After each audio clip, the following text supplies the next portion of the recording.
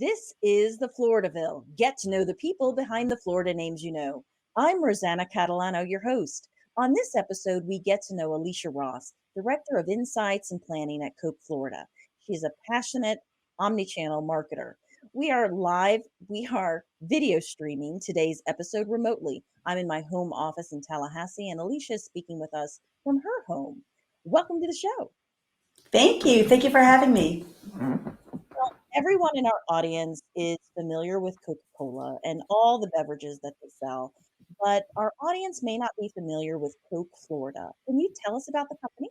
Absolutely. So Coke Florida is one of 68 different bottlers that are independently owned, privately held companies, not at all owned by the Coca-Cola company. Now, you know the Coca-Cola company as the owner of our brands and as the creator of Super Bowl commercials and big time ad campaigns. What the bottlers do all across the country is we make the product, we bottle the product, we deliver the product, and we market the product in our own territory. So Coke Florida is one of the largest companies in Florida. We're the largest minority owned business in Florida. We've got about 5,000 employees, and we make all the Coca-Cola products, or most of the Coca-Cola products, in our plants throughout the state. And we deliver them to grocery stores and convenience stores and restaurants and Disney World and zoos and aquariums and beaches and all the wonderful places across the state. We're actually the third largest bottler in the system, and we're also one of the newest. We've only been around for about 5 years, and we are working every day to make ourselves part of the community and make our brands and our team relevant in the communities that we serve. I am a huge fan of Coca-Cola. They helped put me through college. I am a Coca-Cola scholarship winner from the class of, I'm not even going to say what class, but they call us Coke Classic. I'll just say that. So I'm a huge fan of Coke. Can you tell us what the Insights and Planning division that you're in charge of does at Coke Florida? So we are part of the marketing team. And if you think about any kind of marketing efforts, the goal of marketing is to make people aware of your brands and get people to buy them. Well, the Coca-Cola company out of Atlanta is really in charge of making people aware of the brands. And look, everybody knows, like you said, everybody knows what Coca-Cola is. Everybody has had a Coke. So our work is easy, right? It's not so much about telling people about the great taste of Coke or when to drink Coke, but it's more, there's so many other brands in the portfolio. We make something like 600 different brands at different times of the year. So it may be about iced tea, it may be about waters or our enhanced waters or brand new products that we are bringing to the market. So what we do in Insights and Planning, we are planning to activate our brands across the path to purchase. So if you think about the way it used to be, you would make yourself a list, you go to the store, you buy the products, maybe you buy a few impulse items, and then you come home, eat the products, and do it all again. And if you think about where we are now, you can shop anytime, anywhere. The path to purchase is no longer straight. It's no longer about before, during, and after the shop. It's like I said, you can get a text and suddenly you're online buying something you had no intention to buy when you woke up that morning. So my job is to figure out the why. Why do people behave the way that they do? Why do people in South Florida like certain brands and people in North Florida like other brands? What motivates someone to buy a certain package size? Are they entertaining? Are they in their car driving? Are they going to the beach? So it's a lot of the data and the analytics side for me is super exciting. So I'm a giant data nerd. So for me to know the kind of behind the scenes information on what motivates people to do things is really what gets me up in the morning. The other side of what I do is I work with a team of folks in shopper marketing who are activating those insights. So half of my team is providing the data, providing the research. The other half of the team is really acting on that information to help sell our brands across the state. Can I ask which is your most popular beverage in Florida? As a whole, obviously by region. It is different by region. As a whole, it's Coke Classic. Red Coke is by far. But, in the Spring Hill area, it's caffeine-free Coke. In Miami, it's Coke Zero. In Daytona, it might be cherry Coke. So it's always base Coke is always our most popular, our best selling, but there's variance across the state based on demographics, based on psychographics, based on, are you in the middle of the state or are you by the beach? So it's always Coke, but there's some nuances too. Coca-Cola is so good with a glass of ice, pizza. See, now that's part of it too, right? That's something that we're working on too. That's fairly intuitive what you said, and I think everyone's got a memory of or a feeling of I have to have a Coke with pizza, or I have to have. For me, growing up, it was my mom would make dinner, a special dinner every Saturday night. And I had to have a Coke with it. I had to. It was part of it. To this day, all these years later, not that many years, but these years later, I have to have a Coke when I eat, tuna fish on a bagel. Just is what it is. Exactly. So now that we've talked about your current role, let's go back to the beginning of your story and tell me Okay. where you grew up and where you went to college. So I grew up, I'm from New York, and I grew up on Long Island, born in Queens, and moved to Long Island when I was growing up, and lived there my whole life. And well, I should say lived there for as I grew up. Went to college in upstate New York at SUNY, at a state university in Oneonta, very small town, one main street. And two colleges, believe it or not. So you can imagine the kinds of stores that were on that street were very much targeted to the college set. So spent 4 years in upstate New York, came back, and my first job out of school was working for the Bronx Zoo. It was my dream job. I had done an internship, and I basically stalked the folks at the zoo until they had an opening. I was the one that was lucky enough to get the job, and I was there for about 6 years. I've always been in marketing my whole career, about 27 years now, and different kinds of marketing on nonprofit when I was at the zoo, on the client side, on the agency side. So for me, where I've really focused the last probably 15, 20 years is on shopper marketing. And it's all about that nuance about, again, the different experiences, the different motivations, and different behaviors. If I think of myself when I go to Publix, I'm in one mindset. When I'm in Target, I might be in a completely different mindset, open to different kinds of experiences, different kinds of offers, and different kinds of products, versus when I'm just going grocery shopping and looking to get in and out as fast as possible. So it's that's always been so fascinating to me, and just how one person can have all these different parts of themselves and shop differently and be open to different messaging depending on where they are and who they're with, time of day. I mean, there's so many different factors that goes into it. I haven't thought of that, but you're right. I have a different shopping list when I am going to my grocery store, Publix. I have a different shopping list when I'm going to the pharmacy. I have a Right. different shopping list when I'm headed to Target, all of those Mm-hmm. places. Absolutely, you're correct. Well, let's take a quick commercial break and we come back. I want to talk to you a little bit more about your early career. Okay. At Rocket Ship Consultants, our mission is to take your organization to the next level. Our team develops strategic communication plans that help entrepreneurs, corporations, associations, and individuals reach new heights. Our consulting team is made up of attorneys with additional experience in journalism, public relations, politics, broadcasting, and advocacy. Let us help you take that dream you have for a podcast or video show and make it into a reality. We can create networking opportunities, educational forums, and interactive conferences to spread your message. Let our team provide you with fresh ideas and inspiration. Rocket Ship Consultants offers a variety of services, so check out our website at rocketshipconsultants.com. Take off with Rocket Ship Consultants and launch your organization with us.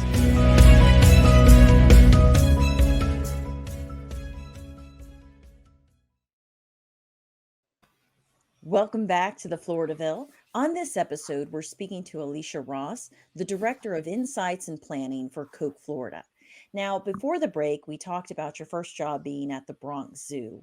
What do you consider a valuable lesson you learned at that job? There were so many. I think one of them for me was just learning how to work with all different kinds of people. I grew up, growing up on Long Island, going to a state school in New York. I've met a lot of the same kind of people, and working in the Bronx was a very interesting experience for me because I learned about the value of teams, about the value of diversity, and how so many. I think the thing that I would most take away is how so many different kinds of people, meaning animal keepers, scientists, veterinarians, janitorial staff, marketing, guest relations. Think about how many different kinds of jobs there are and really work together to achieve a common goal, whether that's, helping an animal or publicizing an event.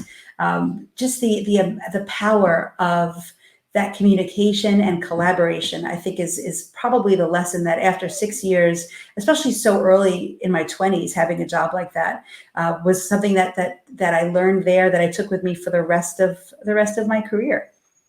So you talked about how you worked in various marketing positions. So take us with you a little bit. After the Bronx Zoo, where did you work and what were some of the significant positions you held? And if you can share with our audience how you ended up in those organizations and the type of work that you did.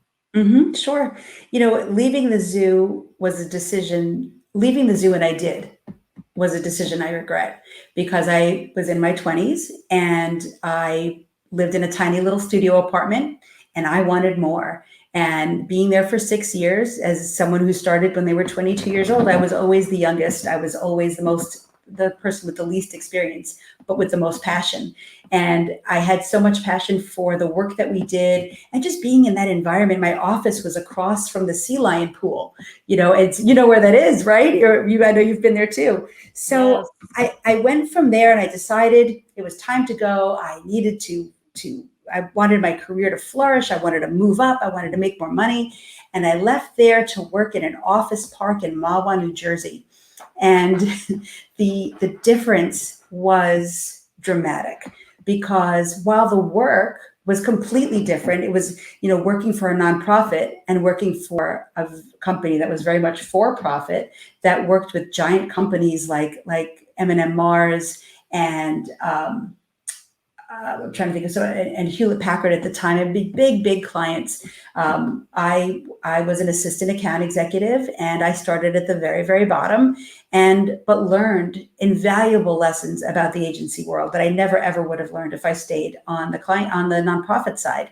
So while I'll always to this day miss the zoo and miss the environment that I was in there, I will forever be grateful for the experience that I had and have gotten to now at Coke, Florida, and I know I skipped about 20 years there and I'll go back, but now I'm getting to have those experiences again in working with, the zoos and aquariums here and Disney here. So it all kind of comes full circle. But I was on the agency side there. I stayed on the agency side for the next about 7 or 8 years at 2 different agencies, just again, focused on national promotions. And, at a very junior level, it was just all great learning, getting exposure to the creative side of the business, the production side, the financial side of the business. I was one of those people that wanted to touch and feel everything. So while I stayed on the account side, I definitely got to dabble in a lot of different projects that went across the agencies. And from there, I was unfortunately laid off. It was 1999, and you can remember it was troublesome times in our country in 99. And I was laid off, and I just started applying for pretty much anything in the New York area that looked appropriate for me.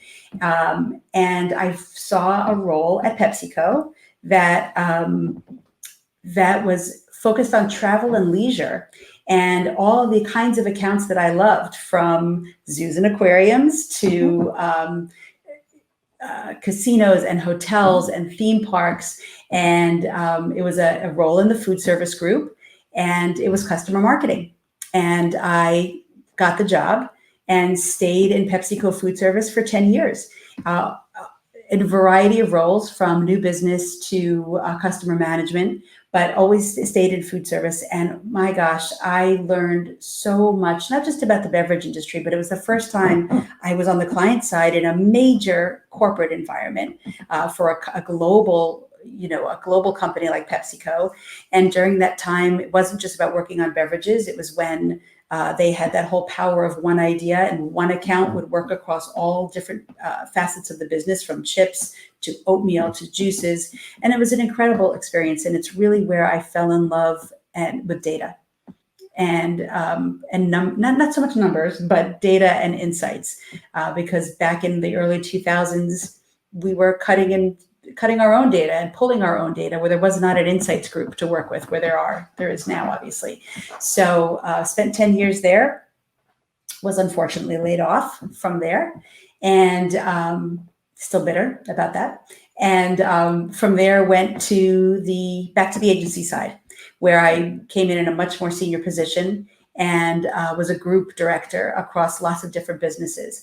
And bringing my insights knowledge that I had gleaned from PepsiCo was really able to add a depth that perhaps what we hadn't had before on the agency side at that agency. So was there for 6 years, and was approached to become the director of shopper marketing for Dannon Yogurt. And super excited about that. This was the job that I had wanted, to be the lead of North American shopper marketing group on the client side for another global company like Dannon. And unfortunately, shortly thereafter, the company merged with a company out in called White Wave out in Colorado. And unfortunately, after 2 years, my whole team was completely wiped out, laid off again. And was just devastated, absolutely devastated, because this was at the time such a dream job, and I would never have left of course, hindsight is 2020, right? But the whole one door closes, the other opens idea, of course, came to be. And I was laid off, and months had gone by, and I'd had interviews, but nothing had stuck. And I remember saying to my children, I think we have to look outside of New York. I think we have to figure out if there's anything for us outside of this New York metro area. We were living in Connecticut at the time. My kids were born there. I'd lived there for about a little over 20 years. But I knew that I needed to open my eyes and see what else was out there. And when I kind of had that mindset that I was going to be open to experiences outside of where I had lived my whole life, that week, Coke Florida found me on LinkedIn and invited me to interview for this role. And I kind of said, oh, I don't know. I know all New Yorkers are supposed to end up in Florida, but this is not where I had seen my life going at the time.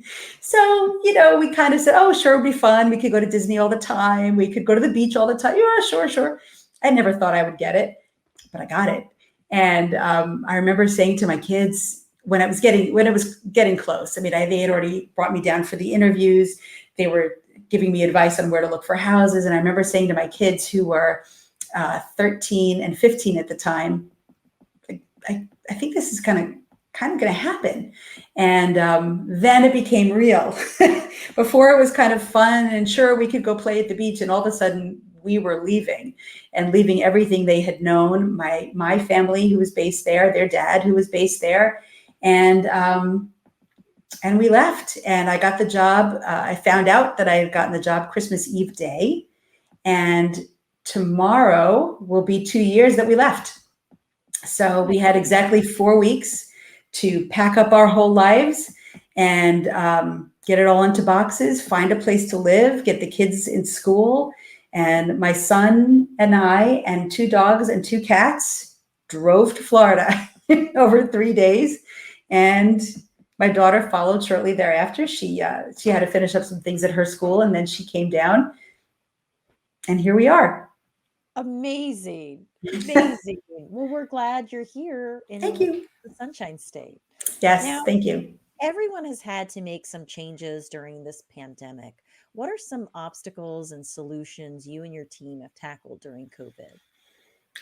What a shift in mindset. So, being that the Coca-Cola company in Atlanta really, as I mentioned before, was responsible for more brand awareness and I won't say more sophisticated marketing, but their marketing was at a much higher level on TV, digital, et cetera. The bottler marketing really lived at least our marketing at Coke Florida lived in the store and only in the store. Point of sale, paper coupons, static clings. And that was the only kind of marketing that Coke Florida did. Now, one of the reasons they brought me on board was because they knew there was more, right? We knew that they knew that the digital space was exploding. They knew that there were other ways to talk to shoppers, but that was one of my objectives coming in. Well, this pandemic obviously was kind of the kick that we needed to extend our messaging outside of the store, because nobody was going to the store.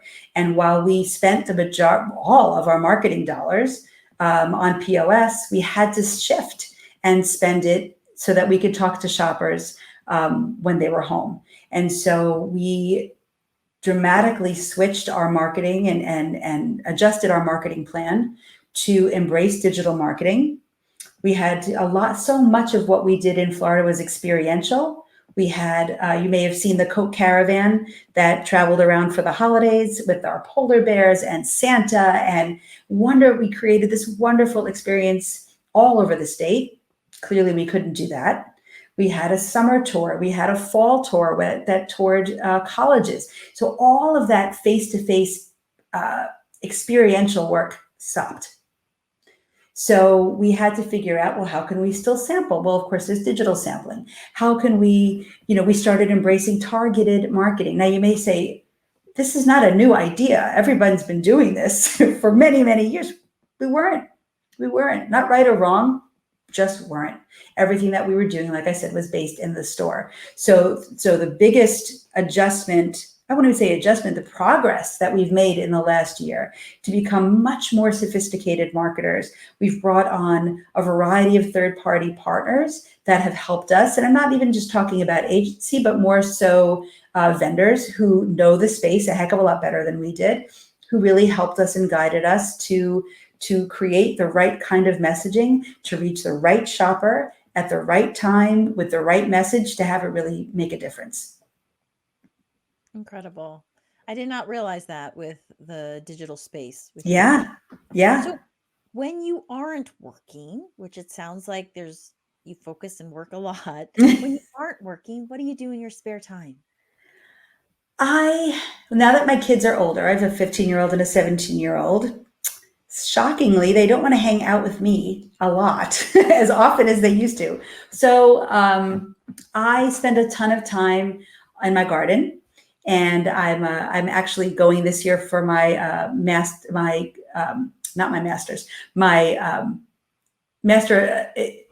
I'm going for it's kind of a soft degree in landscape architecture because it's what I love. I love to be outside. Back living in the Northeast, I love to garden barefoot. I've learned that you don't do that here because of the critters in the soil. Learned that the hard way. Fire ants, not fun. But for me, like I said, gardening the same way for so long, it's been an incredible challenge to learn how to garden in Florida. So that's what I do. I spend a lot of time at the beach. I've made some new friends, and I just love being outside. The fact that you can be outside here all year long. We've just had a cold snap, and it wasn't cold to me. It felt great, even though I saw plenty of people walking around with mittens on, and it feels 60s and 50s is still warm to me in the winter. So I just love being outside, and I love my plants, and I love my pets, and most of the time, and I cherish the time that my kids want to spend with me, and spending time all together.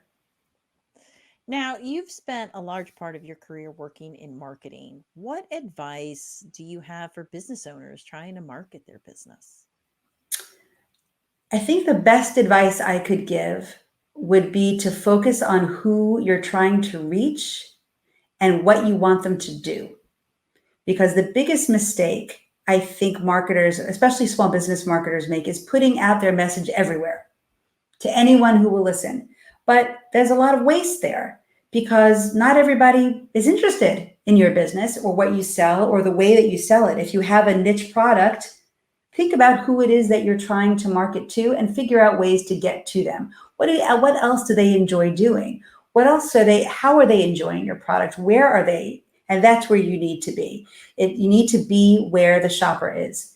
And whether that's sampling your products or whether it's simply advertising to them in a way that makes sense through whether it's targeted digital or whether it's, I mean, there's so many, whether it's social, there's so many different ways to, and inexpensive ways, surprisingly, that you can speak directly to your shoppers and not waste the monies that you have on a message that won't resonate. What are some of the upcoming projects you are focused on at Coke Florida? Right now, the two biggest projects we have that I'm kind of obsessed with, one is figuring out how to commercialize the whole portfolio. And what I mean by that is, and you said it earlier, is Coke is the number one brand, but we have so many other brands and so many other brands that do different things. For example, we have functional beverages that are, with our partners at Body Armor, and they make, there's a coconut-based sport drink that they have that really rivals Gatorade. It is much healthier than Gatorade, but it's a very quiet brand, and they're just starting to make their way.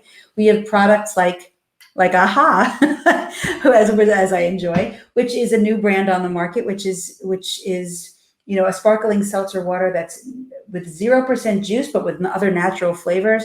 I'm not trying to do a commercial here, but what I'm saying is there's so many different kinds of products that we have. It's not just about Coke.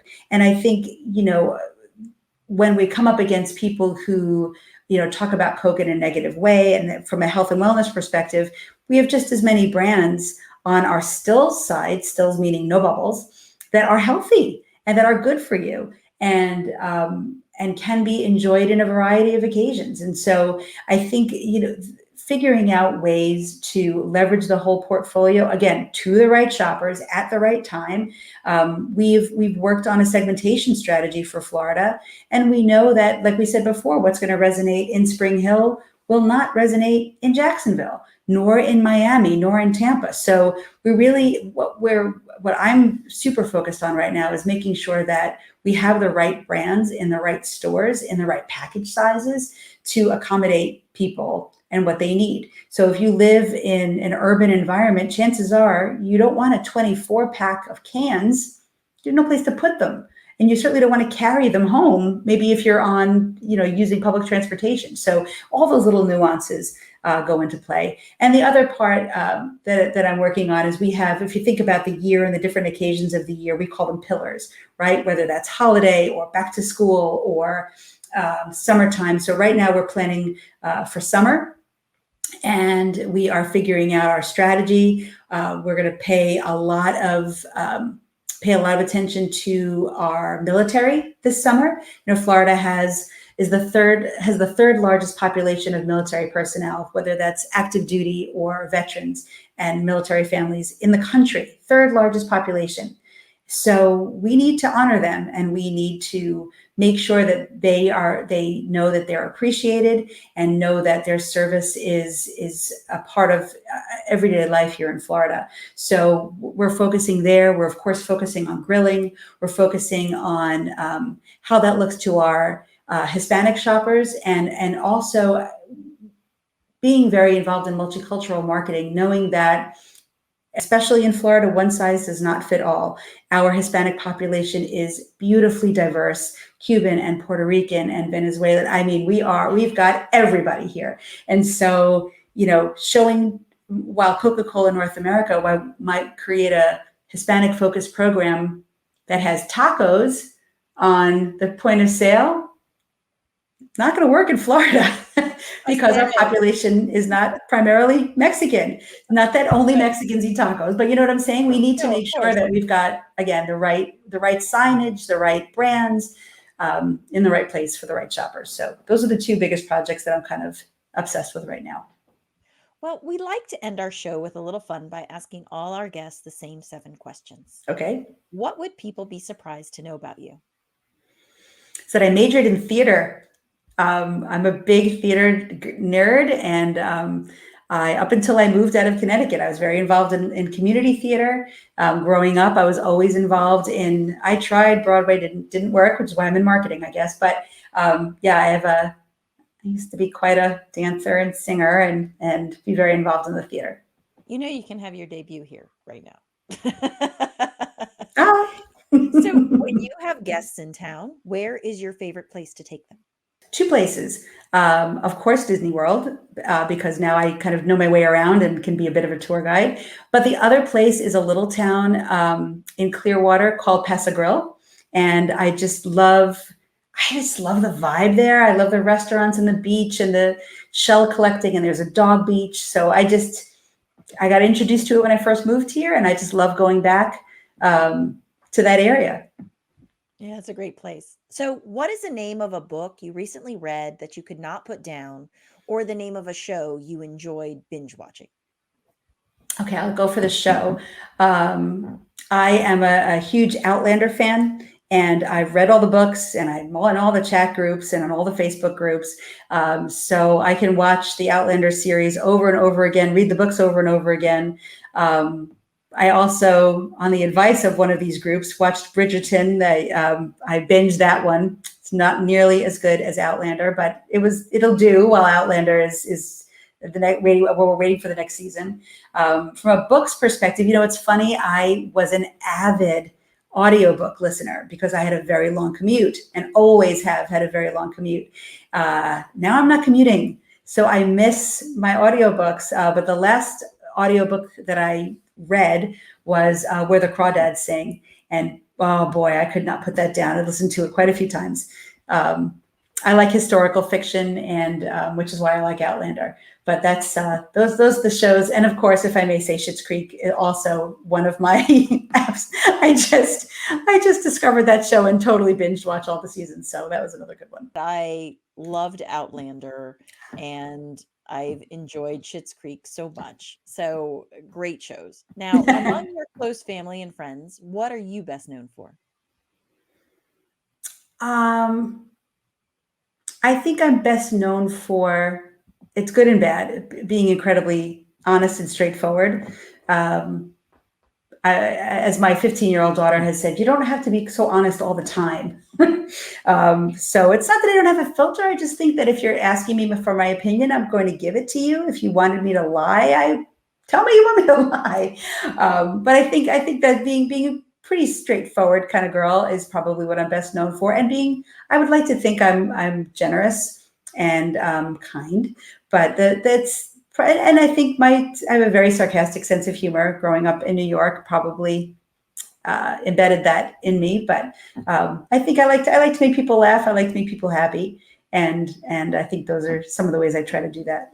Maybe not by being honest, but If that's you that's have an if you have a nickname, who gave it to you? my best friend from college calls me Lily Bean. Just is, but that's yeah. We won't ask about that. Leave it be. Yeah.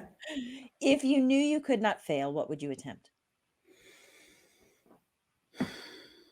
If I knew I could not fail, I would go back to theater, and I would attempt to. I was going to say be the dancer. I'm a little past that now. I realize in my head I still can rock all those great '80s moves, but not really in real life anymore. So, but I think I would get involved in the theater, probably marketing, because that's what I know. But that's what I would want to be involved in the theater industry again. What are the top 3 things you love about living in Florida? Top 3 things I love about living in Florida is that I can grow vegetables all year round, that I could and will again go to Disney whenever I want, and that the beach is never far away. Whether it's our beaches, whether it's the bay, whether it's the Gulf, or I want to go across the state to the ocean. That's something I couldn't, in Connecticut and New York. Yes, the beach was there, but not like the Gulf. The Gulf is really just takes my breath away sometimes. It's really beautiful. I grew up on the East Coast of Florida, and now as I'm older, it's closer the Gulf side, and it's beautiful. It really It's is. just, It surprised me. yeah, Surprised. it's So, beautiful and calm, and you can swim in it, and it's not ice cold. So That's what I love about the golf. Well, this has been an absolute pleasure speaking with you today, and I appreciate your time. Thank you Thank so much. you. Thank you for having me. It was great fun. Be sure to subscribe to our podcast channel on YouTube and all your favorite podcast listening platforms. Follow us on Facebook, Instagram, Twitter, and visit our website to see some extras on Alysia and get her contact information. Our audio editor for this podcast episode is Joy Tootle with Rocket Ship Consultants. If you're interested in starting a live stream or podcast, contact Joy at rocketshipconsultants.com. Thanks for listening.